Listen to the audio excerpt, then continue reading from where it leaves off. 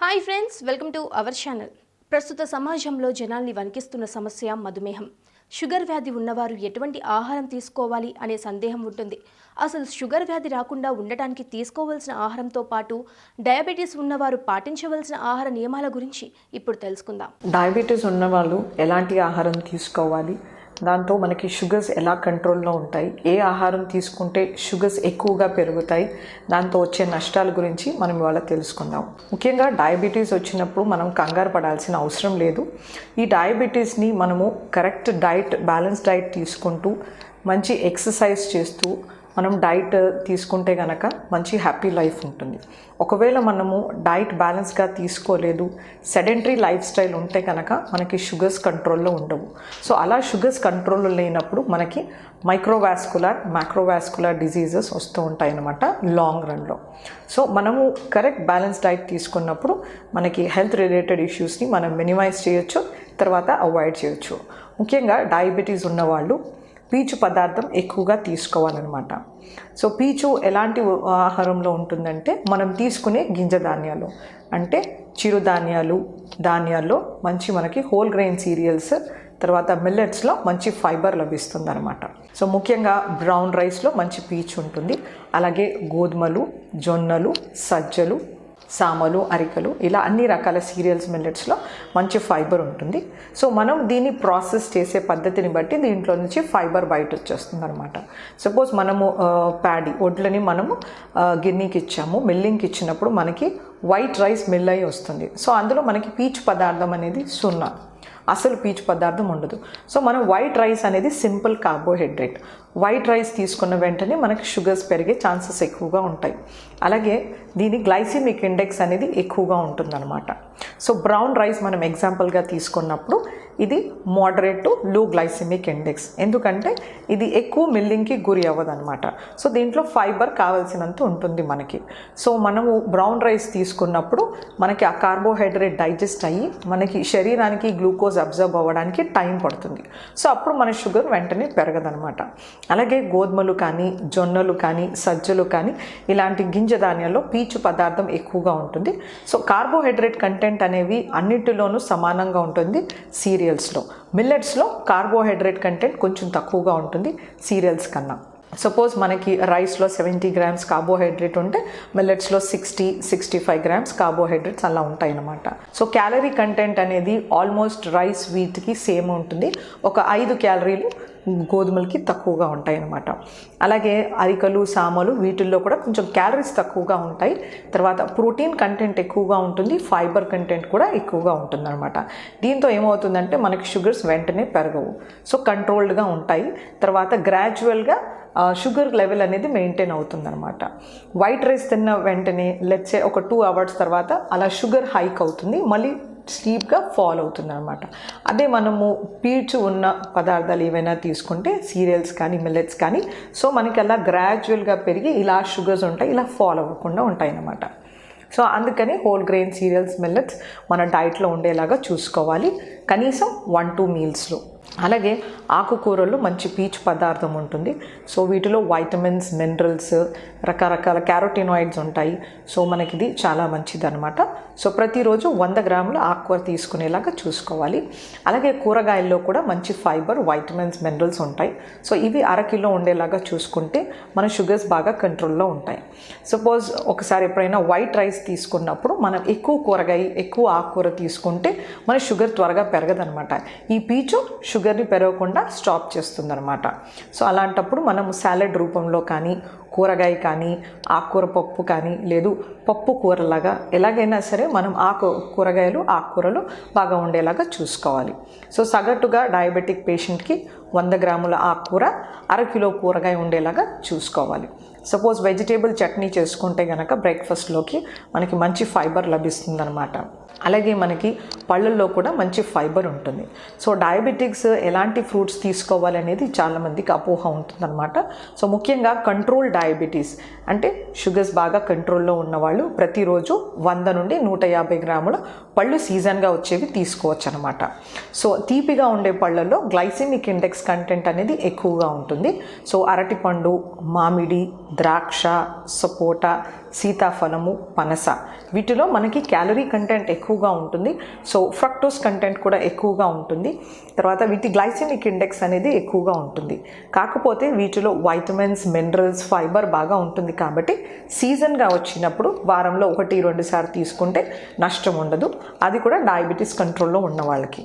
Suppose sugars కంట్రోల్లో లేవు, 250 కన్నా అబవ్ ఉన్నప్పుడు మనం పళ్ళని అవాయిడ్ చేయాల్సి ఉంటుంది డైట్లో.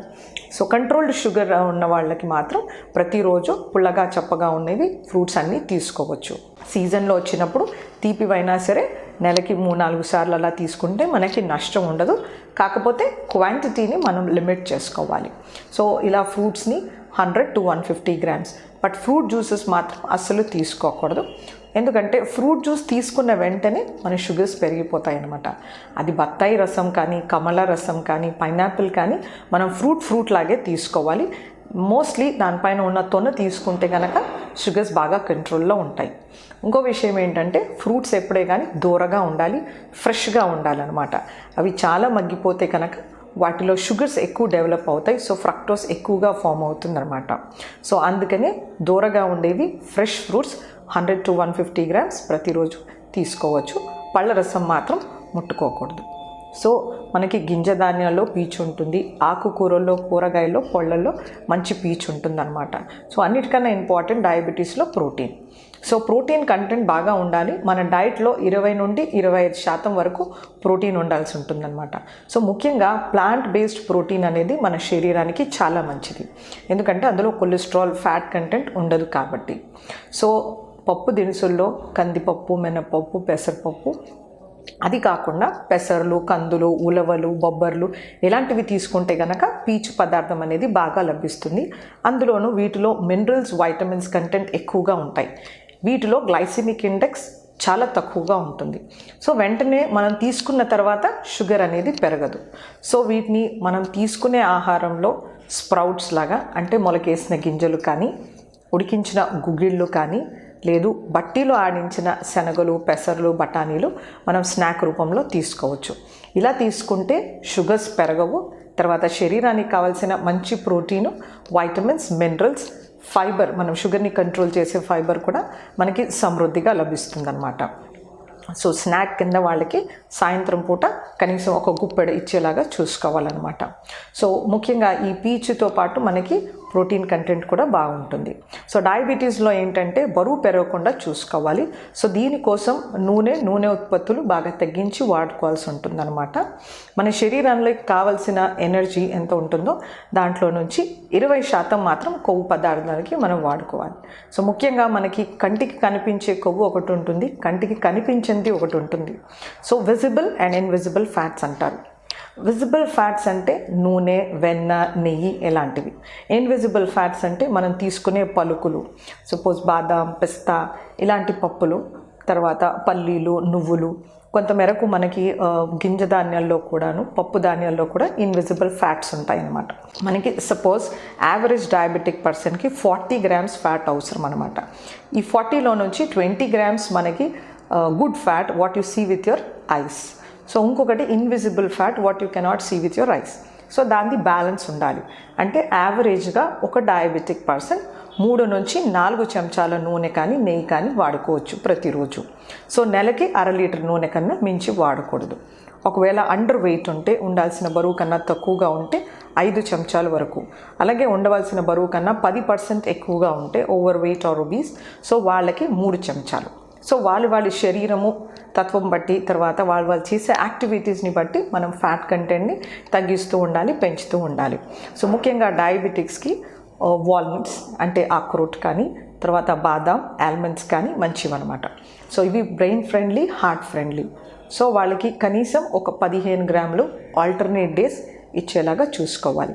సో వీళ్ళకి మంచి ఒమేగా 3 ఫ్యాటీ యాసిడ్స్ వస్తాయన్నమాట. అలాగే నువ్వులు కానీ, వేరుశెనక్కాయ, సన్ఫ్లవర్ గింజలు, పొద్దుతిరుగు పువ్వు ఇలాంటివి ఇస్తూ ఉంటే ఏంటంటే మంచి ఇన్విజిబుల్ ఫ్యాట్స్ వస్తూ ఉంటాయి. ఇందులో మంచి మినరల్స్ అండ్ వైటమిన్స్ కూడా ఉంటాయి. కాకపోతే మనం బాడీ వెయిట్ని బట్టు వీళ్ళకి నట్స్ రికమెండేషన్ ఉంటుందన్నమాట. చాలా ఒబిసిటీ ఉన్నవాళ్ళు, స్థూలకాయం ఉన్న వాళ్ళకి కాస్త తక్కువ క్వాంటిటీలో ఇవ్వాలి. సో వారంలో 1-2 సార్లు చాలన్నమాట. అలాగే నాన్ వెజ్ ఫుడ్స్ అనేవి చాలా ఇంపార్టెంట్. సో నాన్ వెజ్లో ఏంటంటే కొలెస్ట్రాల్ ఉంటుంది కాబట్టి దీన్ని జాగ్రత్తగా ఇవ్వాల్సి ఉంటుంది. సో వారంలో 1-2 కోడిగుడ్డు ఉడికించిస్తే నష్టం లేదు. అలాగే చేప మాంసం 250 గ్రాముల నుంచి 350 గ్రాముల వరకు ప్రతి వారం ఇవ్వచ్చు. అలాగే మేక మాంసం కానీ, గొర్రె మాంసంలో కొలెస్ట్రాల్ కంటెంట్, ఫ్యాట్ కంటెంట్ ఎక్కువగా ఉంటుంది. సో ఇది వారంలో 75 గ్రాములు లేదు 15 రోజులకు ఒకసారి ఇస్తే కనుక మంచిది. సన్నగా ఉన్నవాళ్ళు లీన్ కట్స్ తీసుకోవచ్చు. కొంచెం బరువు ఎక్కువ ఉన్నవాళ్ళు దీన్ని తగ్గించి తీసుకోవాల్సి ఉంటుంది. నెలలో 2 సార్లు కన్నా మించి తీసుకోకూడదు. సో ఇలాగా పీచు పదార్థం ఉండే గింజ ధాన్యాలు, తర్వాత పప్పు దినుసులు, ఆకుకూరలు, కూరగాయలు, పళ్ళు సమృద్ధిగా తీసుకుంటే కనుక డయాబెటీస్ అనేది కంట్రోల్లో ఉంటుంది మనకి. తర్వాత దాంట్ నుంచి వచ్చే కాంప్లికేషన్స్ నుంచి మనం దూరంగా ఉండొచ్చు. అలాగే కొన్ని రకాల ఫుడ్స్ ఉన్నాయి. సో వీటితో మనకి డయాబెటీస్ పెరుగుతుంది, దానివల్ల కాంప్లికేషన్స్ వస్తాయి. సో ఒకటి ఏంటంటే పంచదార, బెల్లము, తేనె, పళ్ళ రసాలు, బేకరీ ప్రోడక్ట్స్, సాఫ్ట్ డ్రింక్స్, ఎక్కువ శాతం వెన్న, తర్వాత డాల్డా ఇలాంటివి తీసుకోవడం వలన మన శరీరంలో ఎక్కువ క్యాలరీస్ పేరుకుపోతాయి అన్నమాట. దీంతోపాటు మనకి శరీర బరువు పెరిగి షుగర్స్ అన్కంట్రోల్గా ఉంటాయి. అలాగే మనకి బరువు ఎక్కువైనప్పుడు హైపర్ టెన్షన్ వచ్చే ఛాన్సెస్ కూడా ఎక్కువగా ఉంటాయి అన్నమాట. సో ఇలాంటి ఫుడ్స్ మనము కంప్లీట్గా అవాయిడ్ చేయాలి. ముఖ్యంగా బేకరీ ప్రోడక్ట్స్ తోటి మన శరీరానికి చాలా నష్టం జరుగుతుంది. తర్వాత సాఫ్ట్ డ్రింక్స్తో ఎంటీ క్యాలరీస్ వస్తాయి. సో ఇవి కూడా షుగర్స్ బాగా పెంచుతాయి. So bakery products, soft drinks ఇలాంటివి దరిదాపుల్లోకి రానివ్వకూడదు. ఎక్సర్సైజ్ అనేది మోస్ట్ ఇంపార్టెంట్. సో ప్రతిరోజు గంట సేపు వాకింగ్ కానీ, స్విమ్మింగ్ కానీ, జాగింగ్ కానీ చేస్తే కనుక షుగర్స్ బాగా కంట్రోల్లో ఉంటాయి. సో బ్యాలెన్స్ డైట్ తీసుకుంటూ స్ట్రెస్ రిలీవింగ్ టెక్నిక్స్ చేస్తూ వాకింగ్, జాగింగ్ చేస్తే కనుక మనం డయాబెటీస్ని బాగా కంట్రోల్లో పెట్టుకోవచ్చు. మధుమేహం సమస్యని పూర్తిగా తగ్గించే మందులు లేవు. సరైన ఆహారపు అలవాట్లు, జీవన శైలిలో మార్పులు చేసుకోవటం ద్వారా షుగర్ సమస్య బాధించకుండా కాపాడుకోవచ్చు.